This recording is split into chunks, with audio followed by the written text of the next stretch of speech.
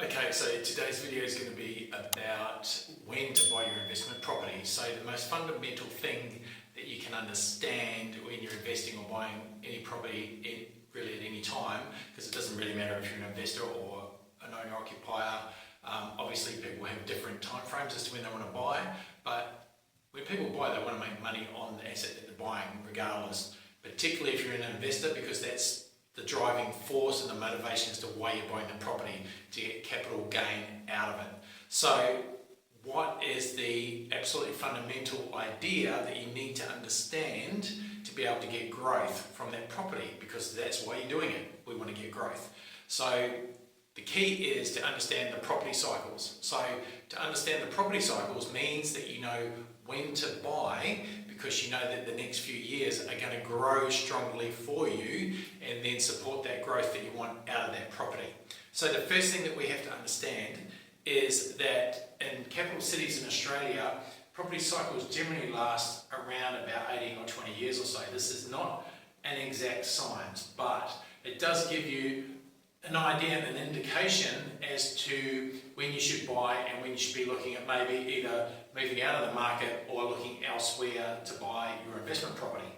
So I'm going to make an effort to draw the property cycle as to how Perth's grown since early 2000s. So I'll stand on this side of the board so I'm not in your way, but basically it started back, let's say around about 2001 or 2, and it slowly grew and grew and grew, and then as we came into about 2006-7, it really spiked up, and in the last year of its growth cycle period here, it went 40%, okay? So it just tends to snowball and get stronger and stronger and stronger, and the reason why it gets stronger and this kind of arc becomes straighter like this and steeper is because the fear of missing out. So that what happens is the market overshoots where it should really be, and what always happens, as historical figures show from the ABS back to 1900, we tend to fall off the top here a little bit, okay? And then we go into this kind of maintenance period, which isn't a straight line, it's a bit up and down, etc. And this period for us, since 2006-7, when we peaked in the last part of the growth cycle, was a 14-year period, okay? So 14 years of just kind of bumbling along where the median house price was a net zero, so it didn't really grow. Now, of course, some houses have had growth during that period of time and some houses would have gone backwards, but I'm just saying the cumulative median house price in Perth over that period of time was zero. And we did have a bit of a spike that went a lot slightly higher than here when iron ore prices were high and we had a lot of people coming in for mining, but of course that just went back down again, and the main reason for that was because even though it created a bit of a blip, we were still in the recovery period. So that's what you have to understand, we're still in this recovery period during the kind of mid to later 2000s and coming into from 2007 up to 2000 and, well, we're 24 now, so about early 22 or late 21. So last couple of years, we've kind of gone from this period here and we've started growing again, okay? So we've moved beyond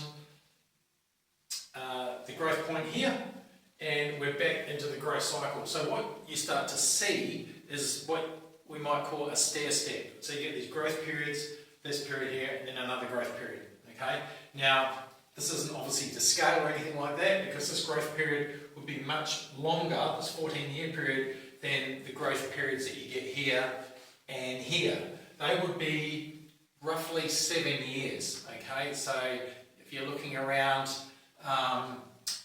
buying into the growth period, when you know a city's been going for this kind of net zero for a long period of time, you know that you, at some point, as the values start to look better against other capital cities in Australia, you know that that's the place to start moving towards. And of course, that's what Perth was a couple of years ago and really still is probably the best price capital city in Australia, because we're only 2 years into the growth cycle. So we've still got So we're probably about here. We've probably got another 5 years or so to go. So if interest rates start coming back down, it could artificially keep that going for a longer period than what you might normally expect, a little bit like what's happened in Sydney. But the thing to remember is when we were back here, Sydney was on in a completely different place than what we were. We're pretty much 180 degrees different to where Sydney is in their property cycle. So we're not all in the same place of the property cycle at the same time. So when we were up here, we actually overtook Sydney's median house price for a little while there, for a few months. But when we came into this recovery period, Sydney started to come out of its lull and started getting their growth. So that's why when you look around Australia and capital cities where to invest in, it always pays to make sure that you're buying at the right time in the market. So a lot of people you'll find will buy, say for example, in here somewhere or at the peak, which you really don't want to be getting into, because all the value in the market here has already been extracted out of it. So there's nothing for you to really gain by buying in the market, because most of the growth has really happened through this period already. So there's no value really there anymore. So when people start buying in this kind of area or through here, and then they'll hold a property, they might be very stubborn and hold on to the property for a long period of time, and then realise that property investing doesn't work, and then they sell a property. And then they might sell it in here somewhere, and they'll go, well, you know, it didn't work for me, and I've got plenty of stories of people that have come to me and told me things like that, and I always ask, when did you buy? And quite often it's in these kind of areas here. So then they get out and they just say, well, it doesn't work. So the key is you want to know that your timing is correct. So in Perth, like I said, we've been in this growth part of the cycle for about 2 years, and if you think about it, this period has to grow very strongly over a relatively short period of time, because you know, I've been investing in the market for about 30 years, and what I found is that it really does prove that property over, let's say, a 20-year period compounds at about 7% compounded per year at that rate, and that's often what was quoted around about that. And I found that to be true, but not over any one 10-year period, because you might take this 10-year period that's very bad, or you might take this period that's very good.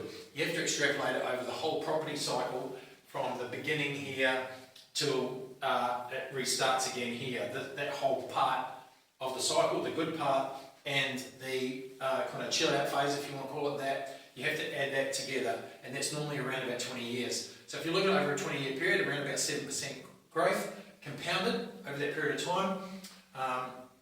But if you've done nothing in this 14 years, then it has to do a lot here in this period of time to make up for that. And that's why we see these really large amounts of growth. Perth in the looks like in this calendar year is going to be doing around about 20% plus. Last financial year it did it. So we're getting very strong growth at the moment, but there's still plenty of room to move. Okay, so that's the most fundamental thing that you need to understand, because we all want growth out of our investment properties, because that really should be the reason why you're investing, because that is the game changer. When I invested much earlier than this part of the cycle, back in here somewhere, I made just over or just short of, depending on the values you put on the homes, around about just under $1 million coming through this part of the cycle just in 1 year. So if you're set up for it and you get the properties, you can do very nicely through this period of time. I'm not saying you have to have a heap of property, just one can make a huge difference. But if you only ever own one, like my mentor taught me, you can only replace that one property, your own home, with another property of similar value unless you increase your mortgage again. So you need to have at least two to be actually getting some kind of benefit in the market. So I hope that kind of explains it a little bit in terms of when you should be buying your investment property, and just make sure that you don't get in at these kind of at the peaks when most of the value is gone, because most people, once we get up to this part and we've had a few years of strong growth, they think that it's never going to stop, and of course they're wrong. It does, and it comes back into this period. And of course, when we're going along this period here, people think it's never going to recover, and of course they're also wrong as well, because it always comes back into the recovery mode. So keep that in mind, and I hope that helps you investing from here.